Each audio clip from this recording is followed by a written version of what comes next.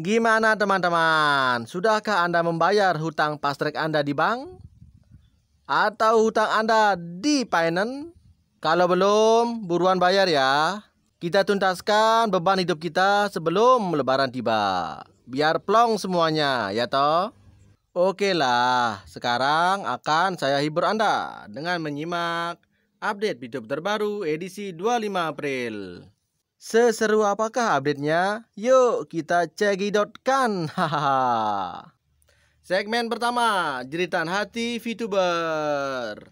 Beginilah kelakuan almarhum Picup semasa hidupnya. Di sini kami minta maaf atas perilakunya yang kurang baik. Dan kami mohon doanya kepada kalian semua, khususnya yang mode gratis, untuk sama-sama mendoakan agar almarhum Picup tidak tenang di alam sana. Dan Picup mendapatkan siksaan api neraka yang sepantasnya. Hah! Teruslah berkarya, wahai VTuber. Jangan pedulikan hinaan dan cacian orang lain. Karena suatu saat nanti, hinaan dan cacian itu akan berubah menjadi penganiayaan. Hah lagi. Inilah contoh orang suruhan manajemen Picup. Suka muter-muter, bermain kata-kata. Emang ruwet kan? Ini baru suruhannya, belum junjungannya loh.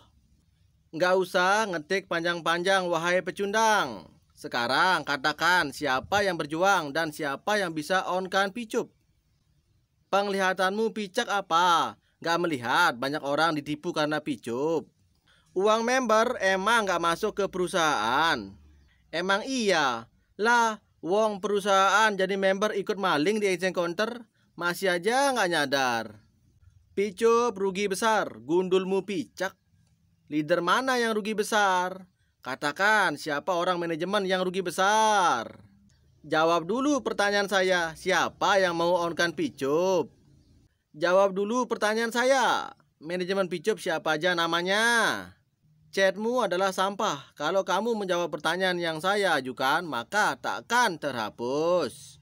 Jalankan aja laporan yang sudah berjalan di Bareskrim. Pasti kudukung. Orang-orang seperti itu cuma takut ikut terseret.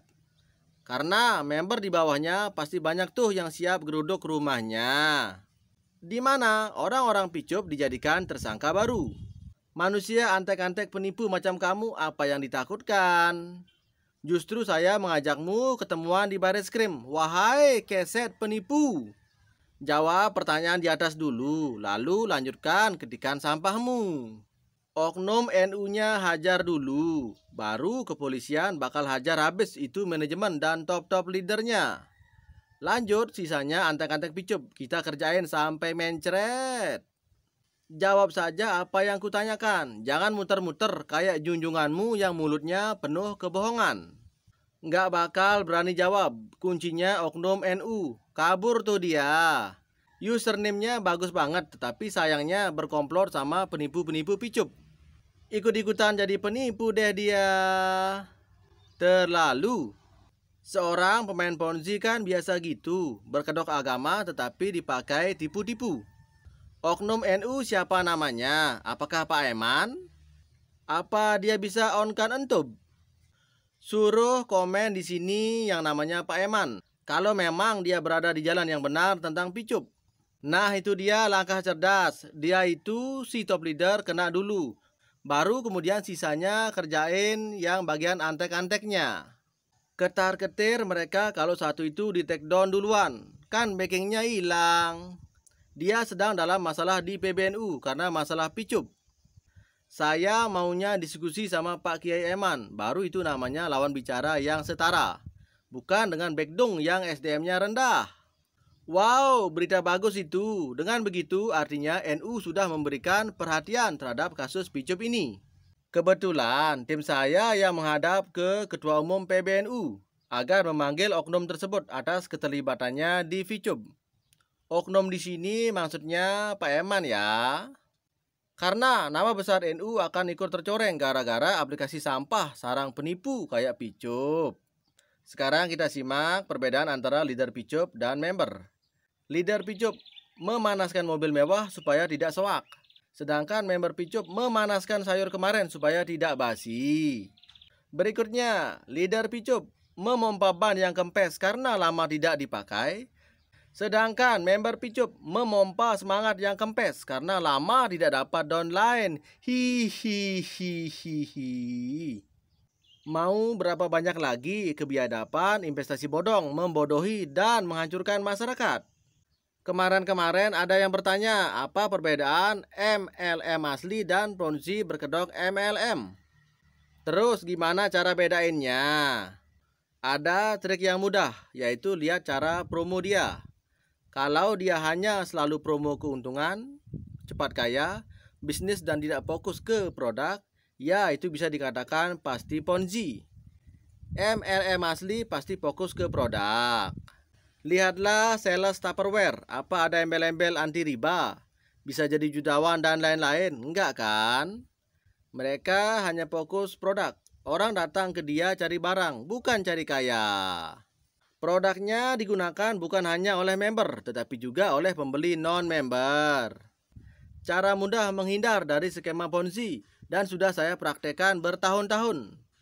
Kalau peluang bisnis itu benar-benar sangat menguntungkan, tolong hutangin atau bayarin dulu buat pendaftaran atau join member baru. Nanti kalau sudah keluar bonus atau insentif atau poin dan rewardnya, saya bayar hutangnya. Mana berani mereka? Yang ada mereka selalu akan beralasan A, B, C, dan D. Ciri-ciri investasi bodong itu dikit-dikit disuruh ngumpul seminar pertemuan. Aslinya acara cuci otak buat nyetor dana. Hah. Dengan kata lain mereka nyari member korban baru buat join. Waspadalah, waspadalah. Mari mengenang mendiang picup, ragumu rugimu. Picup udah mampus bersama jutaan pipinya. Bukan ribuan pipi lagi, tapi jutaan pipi. Ada orang manajemen yang punya 1 juta pipi. Belum sempat dijual, sudah diblokir pemerintah. Bagi dia, pipi tinggal dicetak aja kok. Kapan tuh manajemen picup pada ikut mampus? Udah lama ya kita merindukan momen seperti itu. Berharap picup on menjelang Idul Fitri sebagai kado THR. Yang ada ambiar, zong, kosong, bolong. Ini yang kita tunggu sebenarnya. Kita sebagai member hanya ingin tahu sudah sampai mana progres picup. Setidak-tidaknya ada titik terang yang bisa menjadi harapan kita kalau ada info soal progres terbaru. Jika sudah tahu progresnya untuk menambah keyakinan bagi yang kurang yakin, juga sekalian sebagai bukti bahwa tim manajemen memang bekerja. Bukti manajemen bekerja yaitu domain website picup diperpanjang sampai 9 April 2024. Mau bukti apa lagi? Kurang cukup ya? Mereka terus bekerja dan mereka nggak diam. Dapat ditarik kesimpulan bahwa selama grup KPI masih aktif, otomatis picup masih terus bergerak menuju on. Catat. Oke lah, sekarang kita lanjut ke segmen Basi Motif VTuber. Anda terus meragu, kami terus action. Anda terus menjatuhkan, kami terus eksis. Ragumu adalah rugimu. Di sini terus menunggu dan menjatuhkan. Di sana terus mendapat piagam penghargaan. Teruslah berpikir kalau mau jalan di tempat. Bila mau melangkah menuju sukses, marilah ikut. Keinginan dan mental yang kuat dalam kehidupan merupakan modal dalam mencapai sebuah kesuksesan dunia. Ingat teman-teman, hidup kita tidak tergantung pada prediksi orang. Hidup kita bergantung pada pola pikir mental dan ikhtiar kita sendiri. Anda ingin mendapatkan perubahan hidup, artinya Anda harus melakukan usaha yang berbeda dari biasanya. Mustahil Anda bisa mendapatkan perubahan jika yang dikerjakan selalu sama. Paham toh? 3 kemungkinan yang menyebabkan Anda akan semakin tua, tetapi nasib Anda begitu-begitu aja. Kalau nasib Anda gitu-gitu aja, jangan dulu salahkan takdir. Jangan dulu salahkan situasi kondisi. Dan jangan dulu salahkan orang lain. Tapi coba introspeksi diri. Ada 3 kemungkinan penyebabnya. Pertama, mungkin ilmunya gitu-gitu aja. Kemungkinan kedua, mungkin actionnya gitu-gitu aja. Dan kemungkinan ketiga, mungkin sedekahnya gitu-gitu aja. Nah, coba introspeksi diri. Apakah salah satu kemungkinan di atas ada pada diri Anda? Atau malah semuanya melekat pada diri Anda? Segeralah bertaubat, wahai VTuber. Biar semakin tua nasibmu semakin sejahtera. Asyam. Motivasi selanjutnya, benci dan cinta. Cinta dan benci adalah dua karakter yang selalu ada dalam kehidupan manusia.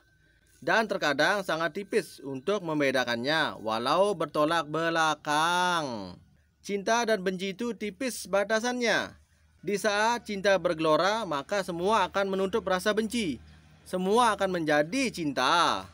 Tapi di saat ada perbedaan dan pada akhirnya rasa cinta sudah hambar, maka yang ada adalah benci dan menebar kebencian.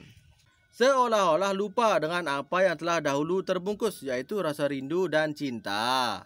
Maka berubahlah rasa cinta menjadi sangat benci. Jika Anda ingin batasan itu tiada, maka bungkuslah cinta dengan hati yang bersih dan saling menghargai.